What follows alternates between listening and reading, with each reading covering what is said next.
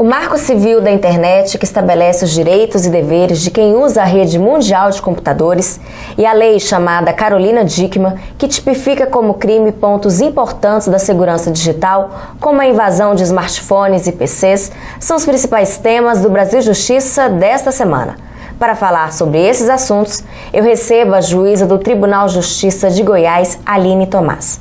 Magistrada há 9 anos, na MB participa da Comissão Executiva do Congresso Brasileiro de Magistrados. Doutora Aline, muito obrigada pela sua presença aqui no programa da MB, o Brasil Justiça. Renata, eu que agradeço a honra e a satisfação que tenho de vir falar para todo o Brasil de assuntos tão atuais e tão relevantes que antes nem sequer haviam sido regulamentados. Doutora Aline, o Marco Civil da Internet estabelece princípios, garantias, direitos e deveres dos usuários da internet no Brasil. Quais foram as mudanças promovidas pelo Marco Civil da Internet?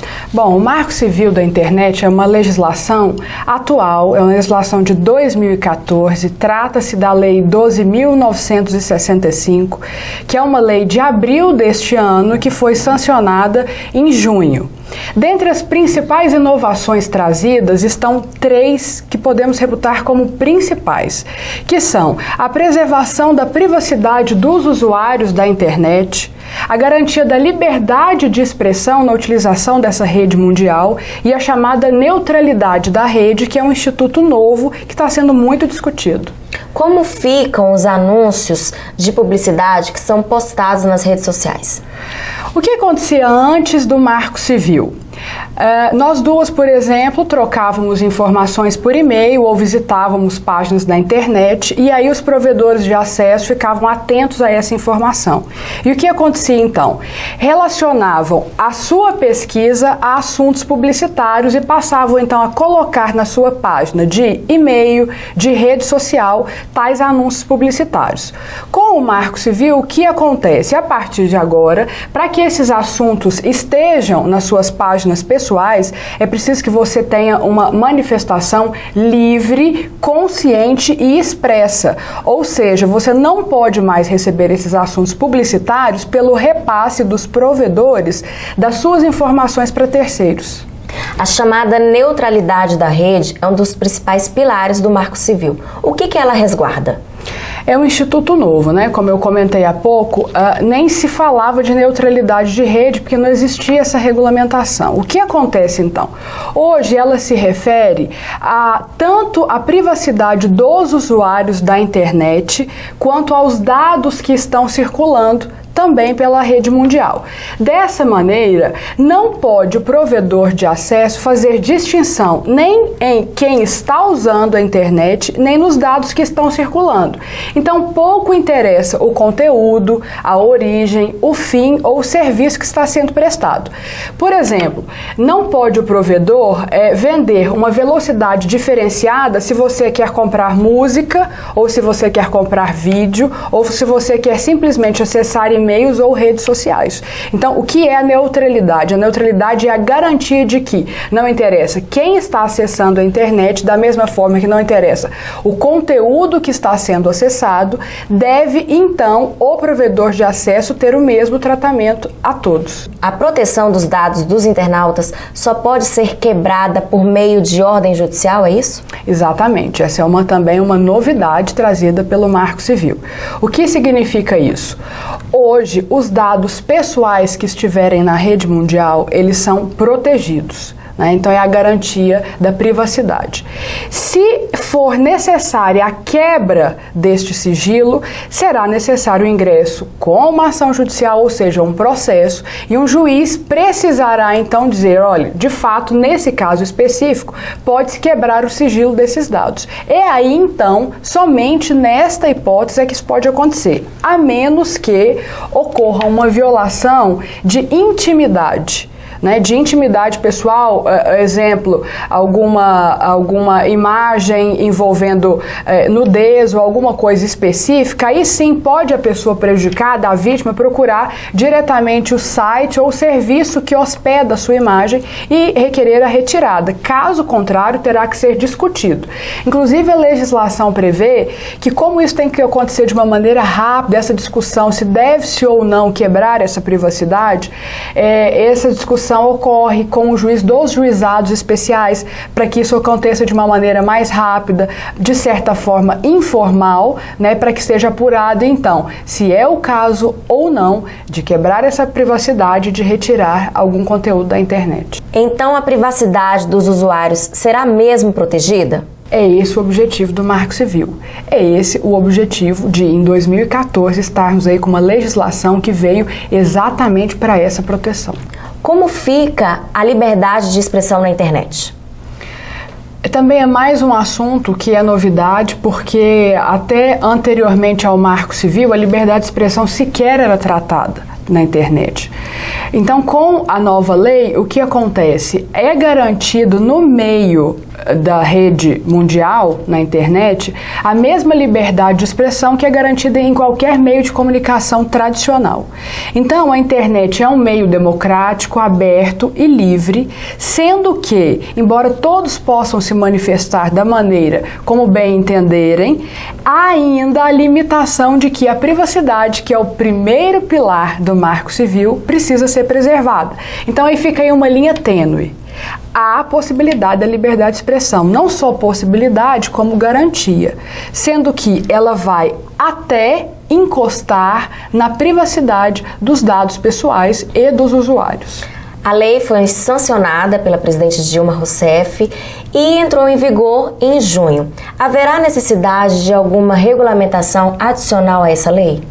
O próprio texto do Marco Civil da Internet prevê uma discussão que será feita na plataforma da própria internet, em que, após essas discussões, em que o Brasil será ouvido, haverá um decreto presidencial para tratar dos casos que passarão a surgir. Porque, como ela é uma novidade, a lei ela é aberta, ela prevê apenas norma de maneira geral. Então, à medida que formos vivenciando as experiências na internet, esse decreto presidencial irá regulamentar os casos concretos que surgirão. Muito obrigada. No próximo bloco, a juíza do Tribunal de Justiça de Goiás, Aline Tomás, vai falar mais um pouco sobre o Marco Civil da Internet. Fique com a gente, o intervalo é rapidinho.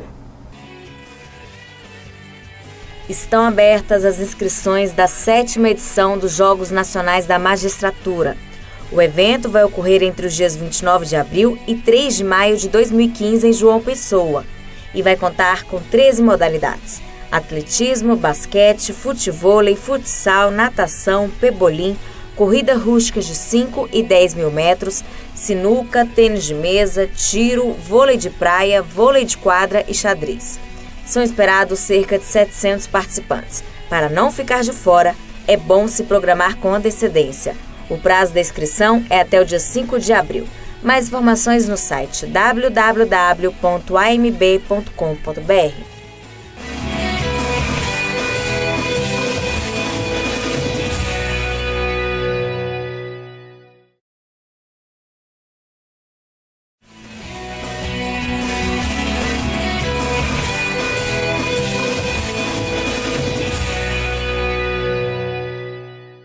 Estamos de volta com o programa da MB, o Brasil Justiça. No primeiro bloco, conversamos sobre os direitos e deveres de quem usa a internet. Agora, a juíza do Tribunal de Justiça de Goiás, Aline Tomás, vai falar mais um pouco sobre o Marco Civil. Doutora Aline, no caso do usuário da rede social que deseja encerrar a sua conta, o que ele deve fazer? Os dados do usuário da internet pertencem a ele e não a terceiros. Dessa maneira, no caso de alguém que quiser encerrar a sua conta numa rede social, ele não precisa de uma ordem judicial para fazê-lo. Ele mesmo, pessoalmente, pode entrar em contato e solicitar, se for o caso, a retirada de todos os seus dados pessoais da internet. Certo? Então, o que acontecia até então? É comum de a gente ver que quem encerrava sua rede social poderia reabilitá-la simplesmente colocando de novo usuário e senha. Não havia possibilidade da retirada retirada dos seus dados pessoais.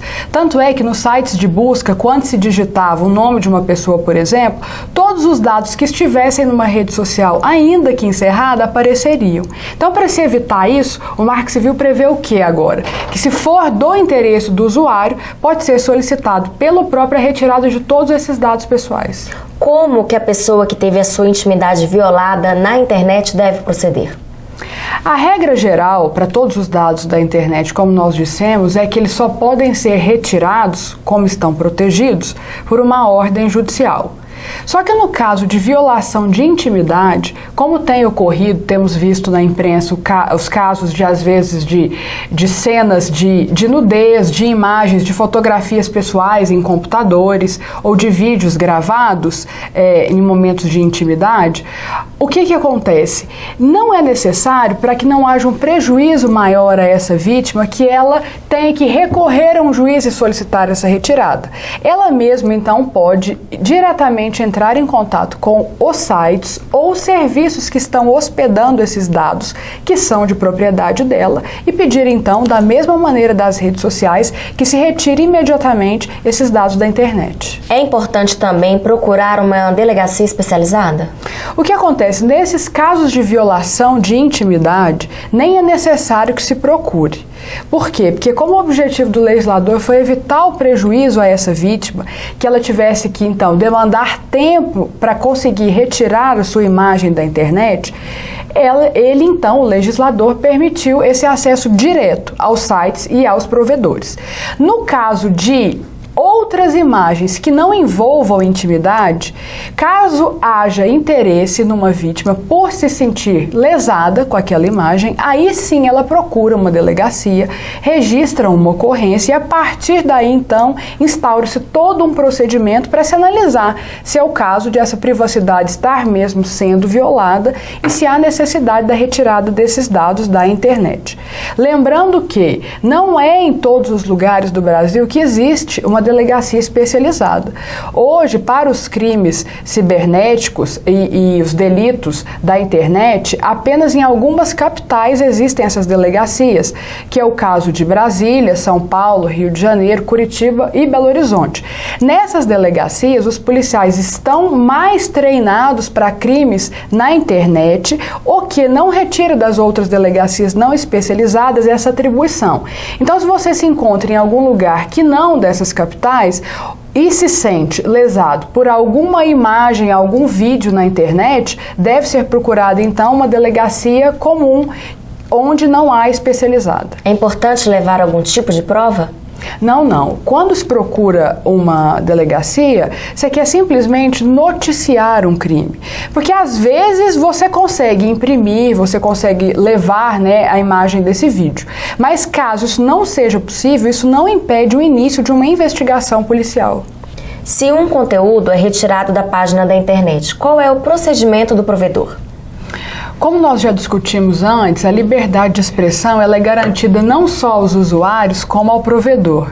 Então, dessa maneira, para que evite-se alguma injustiça, quando é retirada alguma matéria, alguma imagem ou algum vídeo da internet, cabe ao provedor, então, deixar lá os motivos e as informações referentes a essa retirada. Por exemplo, imagem retirada devido à ordem judicial do processo número tal. Por que isso? Porque a parte que se sentir prejudicada por essa retirada, ela tem o direito de exercer o que a gente chama no direito de contraditório e ampla defesa. O que significa isso? Se eventualmente houver um processo judicial, a parte prejudicada tem que argumentar para convencer o juiz onde é que ela foi prejudicada com a retirada daquele vídeo ou daquela imagem. Dessa maneira, é mais uma garantia da liberdade de expressão que estará sendo exercida pelo provedor. Antes da retirada do conteúdo na internet, haverá uma análise do juiz? Exatamente. O objetivo do Marco Civil é que o juiz analise de uma maneira imparcial se de fato há necessidade da retirada daquela matéria. E eles até utilizam um termo para se evitar a censura privada, ou seja, que algum interesse ideológico, religioso, econômico ou financeiro possa interferir na retirada desse conteúdo. Daí a importância importância da imagem do juiz, de maneira, então, sem parcialidade, sem estar participando daqueles fatos, poder analisá-los e decidir se é o caso ou não da retirada desse conteúdo.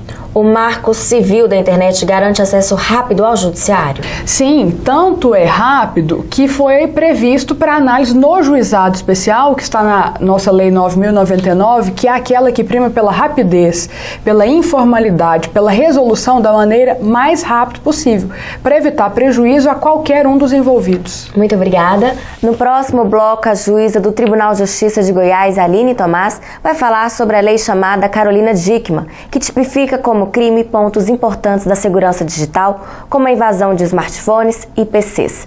Fica com a gente, o intervalo é rapidinho.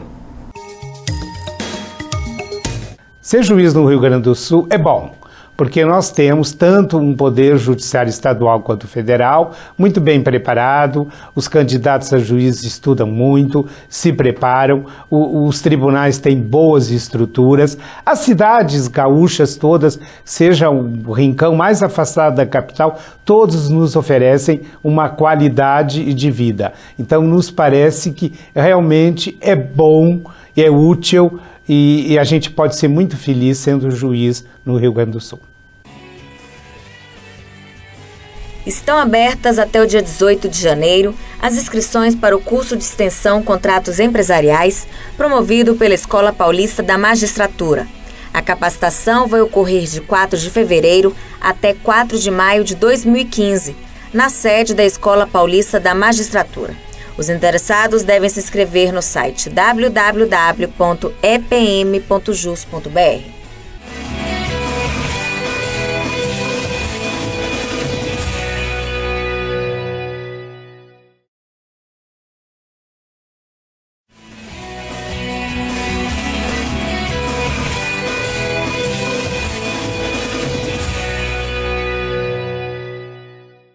Estamos de volta com o Brasil Justiça. Nos 2 blocos anteriores, conversamos sobre o Marco Civil da Internet. Agora, a juíza do Tribunal de Justiça de Goiás, Aline Tomás, vai falar sobre a lei conhecida como Carolina Dickmann.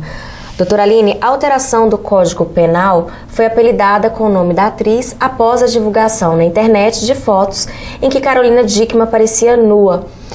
Esse fato deu início a um grande debate jurídico? Quando Carolina Dickmann teve as suas 36 fotos divulgadas, quando levou o seu computador para reparos, já havia uma discussão, isso estávamos em 2012, a respeito dos crimes cibernéticos, os delitos informáticos. Daí, então, coincidentemente, no tempo, foi publicada a Lei 12.737, que então tem o nome de Lei Carolina Dickmann. A partir daí, o que passou a ser crime? Passou-se então a tipificar que a invasão dos aparelhos eletrônicos para se obter dados particulares passaram então a ser punidos ou investigados. A senhora pode explicar quais são os tipos de crime? Sim, passa a ser crime agora a invasão de qualquer dispositivo eletrônico particular para obtenção de dados pessoais, o envio de cavalos de Troia, que era comum o recebimento de vírus por e-mail, e agora se isso for identificado também configura crime, derrubar sites, que é comum também acontecer por atitudes de hackers, acessar webcams remotamente também configura crime. Então são condutas praticadas e até comuns muito recentemente e que não havia regulamentação para punição. Então agora, havendo uma identificação dessas condutas, elas configuram crimes. Quais são as punições quando houver comercialização, divulgação ou envio das informações obtidas na invasão? Porque o tipo penal, que é o crime, ele está previsto na legislação, primeiro, lá no cabeçalho, que a gente chama de caput, a simples invasão do dispositivo informático, se você tem o objetivo de, acessando um dado pessoal, adulterar, modificar ou ter alguma finalidade específica com ele. Aí está prevista uma pena. Essa pena varia de 3 meses a 1 ano. No caso de essa conduta resultar num prejuízo econômico, como, por exemplo, no caso da Carolina Carolina Dickmann, houve uma tentativa de extorsão, com uma cobrança de R$10 mil, que me parece que não houve o pagamento. Se tivesse havido esse prejuízo econômico, essa pena inicial, que seria de 3 meses a 1 ano, ela poderia então ser aumentada. Mais ainda aumentada até a metade dela, no caso que você acabou de dizer, se houve uma comercialização, se houve um dado, um segredo industrial que seria sigiloso, que foi divulgado. Então são casos específicos de maior gravidade que faz com que a pena inicial seja sempre aumentada. A pena para quem roubar dados de autoridades será maior, né? Sim, é também uma previsão de pena mais alta, porque o legislador entendeu que autoridades como presidente da República, governadores, prefeitos, presidente do STF, dentre outras autoridades, elas carregam consigo confidencialidades ou então informações que são muito importantes para a opinião pública. Daí porque a pena também ser maior. Quem tiver um dispositivo furtado ou notar que as informações foram hackeadas, deve imediatamente fazer uma ocorrência? Sim, uma ocorrência deve ser registrada imediatamente, isso porque violar o sistema de segurança do aparelho por si só já pode configurar crime. Como foi uma lei discutida com uma certa rapidez, existe algo a ser acrescentado ou não, na sua opinião? O que acontece é que no meio jurídico nós estamos discutindo se houve ou não o que a gente chama de lacuna na lei, que é um claro, que é um branco, que gera dúvidas. Por exemplo, há juízes que entendem que se um computador de uma pessoa não possui antivírus, não haveria que se falar em violação de alguma barreira de proteção. Outros já entendem de maneira contrária. O simples fato de um dado ser pessoal, estar dentro do seu computador, por si só, já lhe garantiria a segurança dessa privacidade das informações, certo? Então essa é uma das discussões que existe ainda até hoje. Outra discussão também é em relação a computadores sem senha, que seria também uma outra maneira de estabelecer barreiras para não invasão. Então, se o computador não possui senha, e um hacker ali entra, ou qualquer uma outra pessoa entra simplesmente com o objetivo de olhar o que está acontecendo, sem uma função específica de adulterar, de modificar ou de querer alguma vantagem econômica em relação a isso, poderia isso também gerar a dúvida se configura ou não algum crime dessa lei. Para finalizar, quais são os cuidados que os usuários devem ter? Os usuários devem manter sempre os seus antivírus atualizados, da mesma maneira que a gente tem as cautelas, por exemplo, em um banco, de não passar senha, de não passar informações pessoais. O que a gente utiliza já nos meios tradicionais de comunicação, com as condutas, por exemplo, com cartões de crédito, a gente também deve utilizar com a internet. Porque quanto mais protegido estiver o seu dado pessoal, mais difícil será a invasão. No caso da atriz Viviane Araújo, que a acusaram de estar no vídeo íntimo que foi divulgado na internet, por que esse vídeo permaneceu na rede? Olha, a legislação ela prevê que a imagem, o vídeo, ele pertence à pessoa que está a ela vinculada. No caso específico desse vídeo, o que ela poderia ter feito era imediatamente entrar em contato com o site ou com o serviço que hospedava esse vídeo e exigir a retirada imediata, já visto que a informação ali presente, a imagem ali presente a envolvia. É provável que ela tenha procurado, então, outros meios jurídicos mais burocráticos e não diretamente esse site. Porque se isso tivesse acontecido, eles são obrigados a fazer a retirada imediata. Muito obrigada. Chegou a hora da gente conhecer no quadro Vida de Juiz um pouco da trajetória dos magistrados. Meu nome é Rogério Favreto, sou desembargador federal do Tribunal Regional Federal da 4ª Região. Escolhi a magistratura como uma forma de participar mais efetivamente da prestação da justiça e da efetivação dos direitos fundamentais. E a minha dica para aquele que busca essa carreira é que, além do aperfeiçoamento dos estudos, das leis normativas, da jurisprudência para aprovação do concurso, que também procure entender a vida em sociedade, a importância desse cargo que vai trazer repercussões na vida civil, na vida do cidadão, da sociedade. É importante que estejamos também com essa sintonia, essa compreensão da vida comum do cidadão, para não nos isolarmos dentro de uma perspectiva apenas jurídica. Então, além do estudo, estar em sintonia com a vida em sociedade. Agradeço a juíza Aline pela entrevista. Renata, eu que te agradeço por poder colaborar com assuntos tão recentes e tão atuais que todos nós vivenciamos no dia a dia. Muito obrigada. O nosso programa termina aqui. Se você quiser participar ou sugerir algum tema, escreva para o nosso e-mail brasiljustiça@amb.com.br. Muito obrigada pela sua companhia e até o próximo.